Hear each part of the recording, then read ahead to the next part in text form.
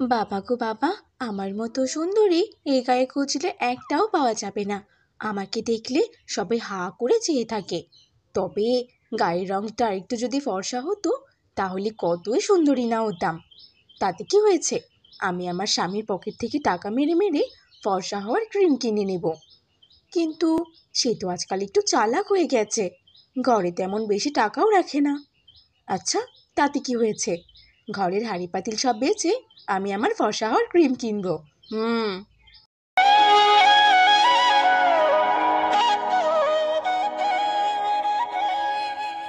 দূর থেকেই তো দেখে বোঝা যাচ্ছে গ্রামের দুজন মহিলা বসে খোশ গল্প করছে।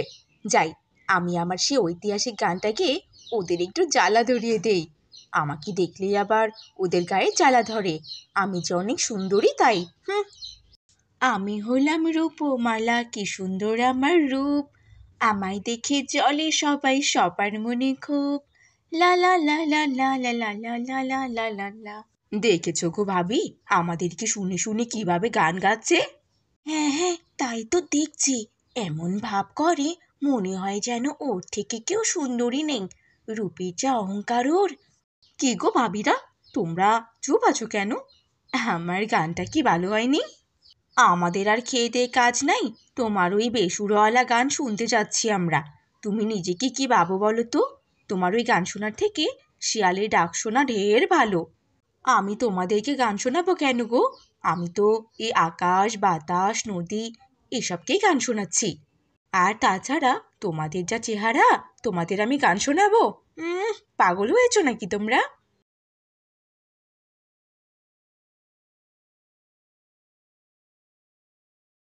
কি গো গিন্নি, তুমি আমাকে এসব কি খেতে দিয়েছ? শুধুমাত্র আলো সিদ্ধ আমাকে খেতে দিয়েছ। গিন্নি, আমি এসব খেতে পারবো না। খেতে হলে খাও, না হলে রেখে চলে যাও। আমিও পান্তা খেয়েছি, তুমিও খাও। তুমি কোনো সময় ভালো কিছু রান্না করে খেতে দাও না।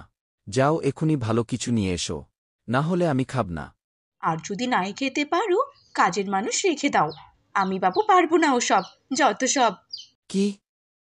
আমি কাজের মানুষ রাখব? তো তাহলে তোমাকে কেন বিয়ে করে এনেছি? ও, তাহলে তুমি এই জন্য আমাকে বিয়ে করে এনেছো? এতদিন যা পেতে এখন থেকে তাও পাবে না। আমি এক্ষুনি তোমার এই খাবার নিয়ে যাচ্ছি। তোমাকে আর খেতে হবে না।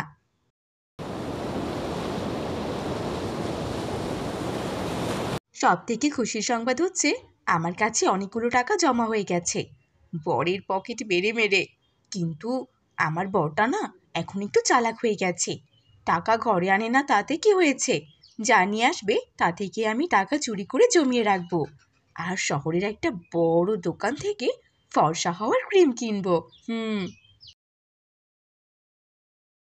কই গো সুন্দরী ভাবি মালা, কোথায় গেলে? এদিকে একবার এসো না। দেখো, আমি তোমার জন্য কি এনেছি। তোমার দেখলেই চোখ কপালে উঠে যাবে। একবার এসো না এদিকে। কি গো, এমন চিৎকার চেঁচামেচি কেন করছো? কি এনেছো দেখি? ও মা, এ কি? এটা তো দেখছি অনেক বড় একটা মিষ্টি কুমড়া। হ্যাঁ গো সুন্দরী ভাবি, এটা কোনো সাধারণ মিষ্টি কুমড়া নয়। এটা হিমালয় পার্বত্যের জাদুর কুমড়ো।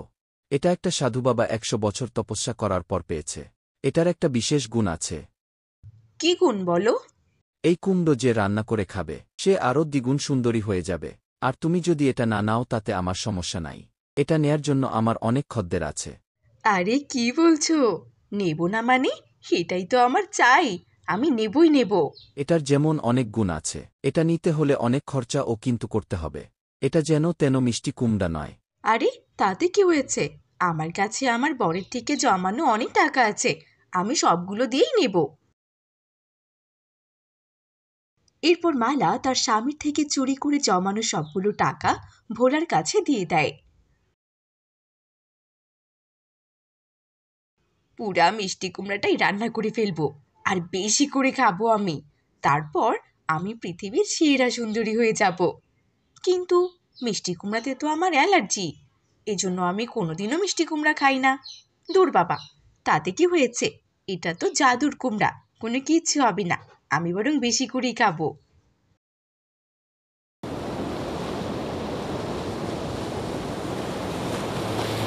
কি গো গিন্নি, তোমার মুখের এ কি অবস্থা? এমন হলো কি করে?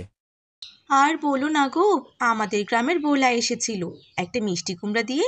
সে বলল এটা জাদুর কুমড়া, খেলে নাকি আমি অনেক সুন্দরী হয়ে যাব, তাই আমি এটা খেয়েছি। আর তুমি তো জানোই কুমড়া খেলে আমার আবার অ্যালার্জি হয়।